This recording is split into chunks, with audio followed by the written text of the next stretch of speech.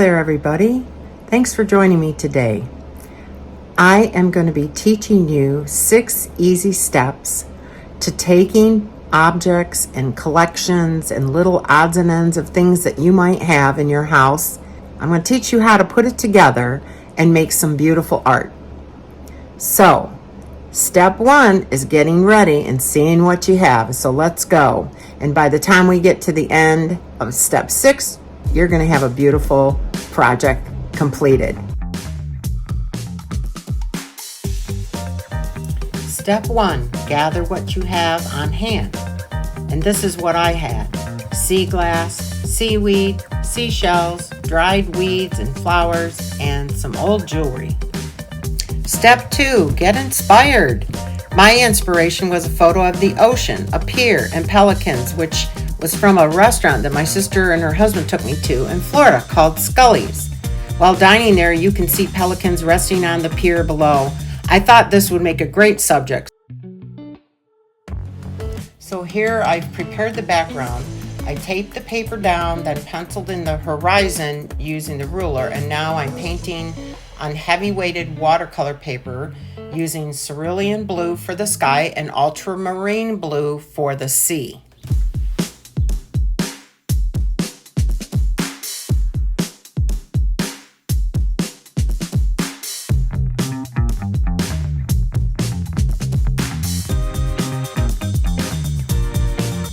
I was really excited to get this bag of corks as a gift from my friend. I was informed that getting old wine bottle corks to cut was a really challenging task. So I searched how to cut cork and found instructions to boil the corks for 20 minutes and then cut them using a serrated knife.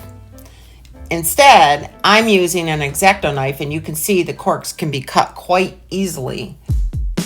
Step 4, have the proper tools ready.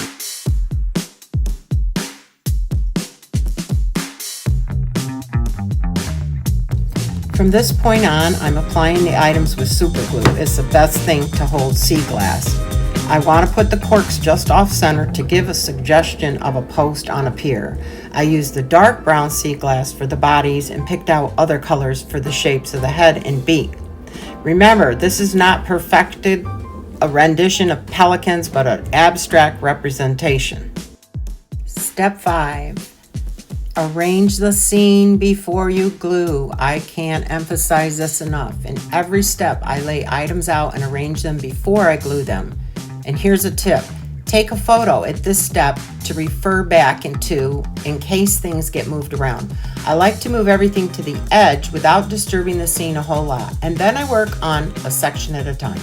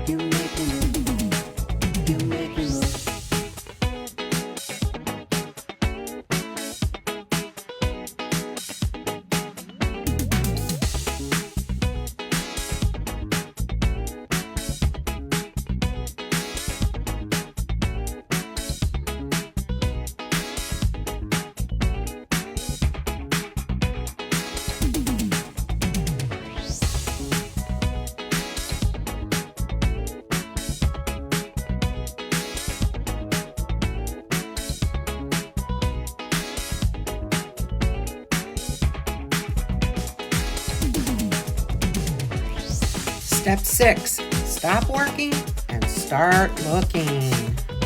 Once you've added a few things, you need to stand up and get a different perspective of the scene. It's different from when you're sitting, and I can see now that I need a lot of adjusting. Also, look at your project from across the room and see what it will look like to someone else who walks into the room. Besides, it's a good way to get a stretch.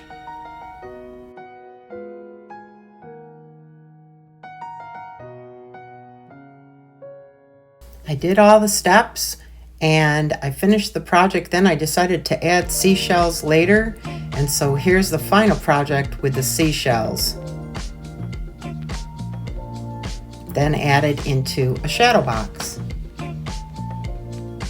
I hope you enjoyed it. Thank you for coming. Please subscribe if you like my channel and press that like button and share with your friends. Thanks.